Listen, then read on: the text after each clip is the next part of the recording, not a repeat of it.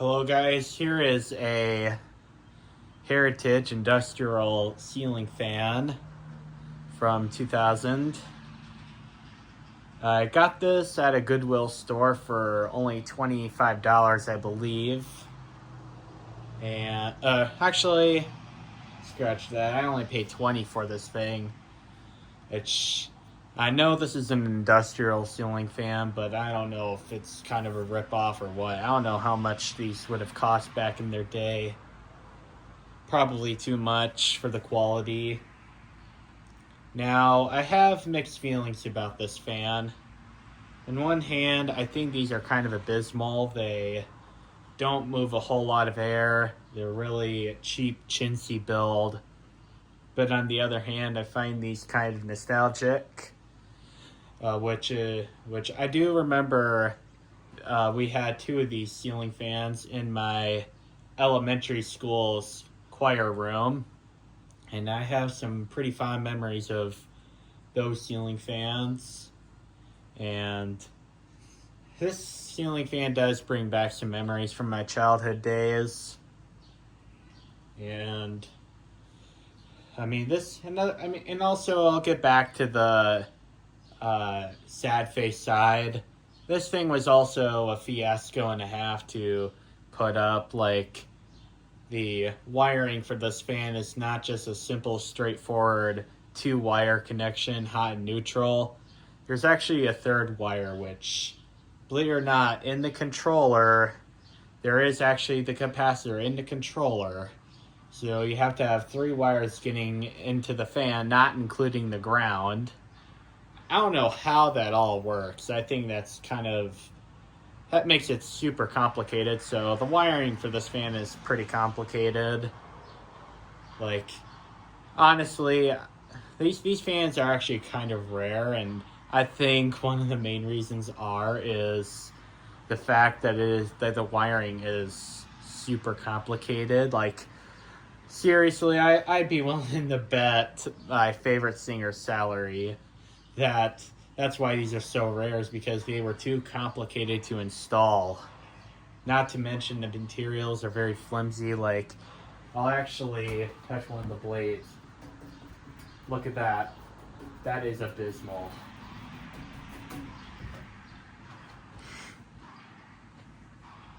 So, yeah. I find that kind of laughable because they know that people are looking for industrial ceiling fans. But I have another industrial that a lot of people in the fan community say is a bad one. Now, if you think that ceiling fan's bad, it's the Menards Patriot Lighting / Turn of the Century fan that I actually got last year from a friend from school. If you guys think that one's bad, this one's like 10 times worse. And this is a Heritage product, and Heritage is not known for their quality. They're known for very low quality. I don't know how much these would have cost back in their day, but they certainly were not high-class fans. And also, I know this shed's kind of a mess right now because I have all the gardening stuff everywhere, but I will show you the 3-speed controller that it has. I like this controller too. This also reminds me of my elementary school days because that same part of the building had the same exact controller, and I would always remember tampering with the speed controller and getting in trouble at school for that. Like, I do remember those days very well. So, yeah. And I remember I would always have tampering with the controller. I do remember getting I don't know if you guys know this or are old enough to remember this, but I was old enough to remember the behavior chart era where it was basically like, if you don't behave or get in trouble, you have to go in front of the whole class and pull a card, which I shouldn't be talking about that. I should be talking about the fan. So, yeah, this fan is allowed to draw 0.6 amps on high. So, I'm going to turn the fan on. I'll start on low. And also, this ceiling fan here is rated at 110 volts. This was from 2000. It's certainly new enough to where it should be 120 volts. Heck, even in the 60s, there were quite a bit of appliances that were intended to run on 120 volts too. I think even in the 40s, even, there were still 120 volt appliances. Actually, scratch that. Even in the 30s, they were having 120 volt ratings. I have a couple fans from the 1930s that are rated to run on 110 volts. Or not 110, 120, I should say. So 2000 that and 1930, that's a 70-year difference. So on low, we are getting 0.51 amps, and this is virtually moving no air at all. That's kind of abysmal. And also the clock and the blades is very out of whack. I don't know if I can get the camera to the leading edge of the blade or not, but that's pretty bad. I hate to be making rants, but at the same time, now if I was really rant proof, I would say that this fan is a really good performer and that's super high performance, but that would be lying, so I'm not going to do that. I'm going to be telling the truth. I try not to be negative, but I'm going to say it if it's the truth.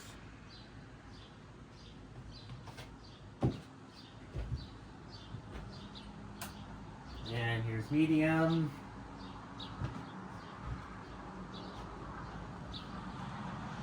Not to mention, this fan goes pretty slow too.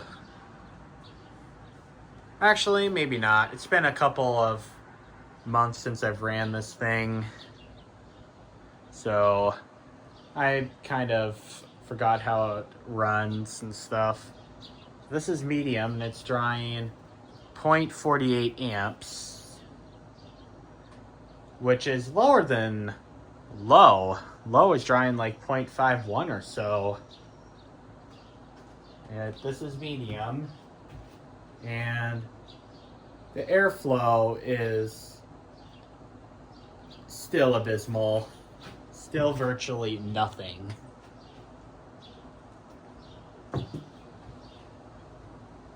Yeah, like not even on the sides. This thing is just really abysmal. Not to mention, it's quite loud too. I mean, it's not bearings, it's just wind airflow noise. And now the full speed.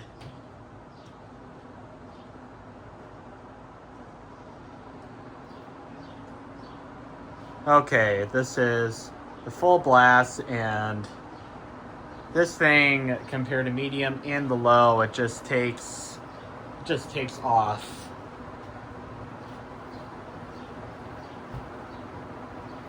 And now I'm actually feeling a little breeze, but it's like kind of slightly below the low on a regular 52-inch fan. Ew, it's still pretty poor. And we are drawing 0.62 amps.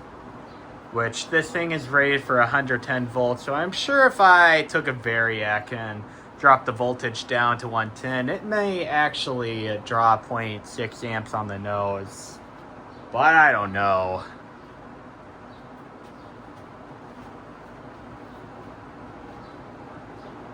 But this is actually now it's gone up to speed, and it's actually moving about the medium of a 52-inch fan, so it's like low and medium, you don't feel any air at all, not even a gentle breeze.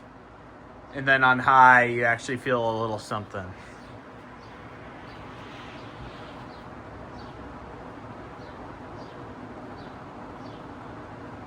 And staying right underneath the thing. It's not very strong at all.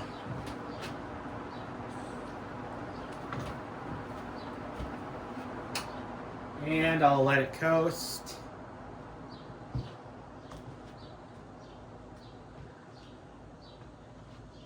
All right, well, there you have it, my Heritage Industrial ceiling fan from 2000. Thank you. Have a nice day.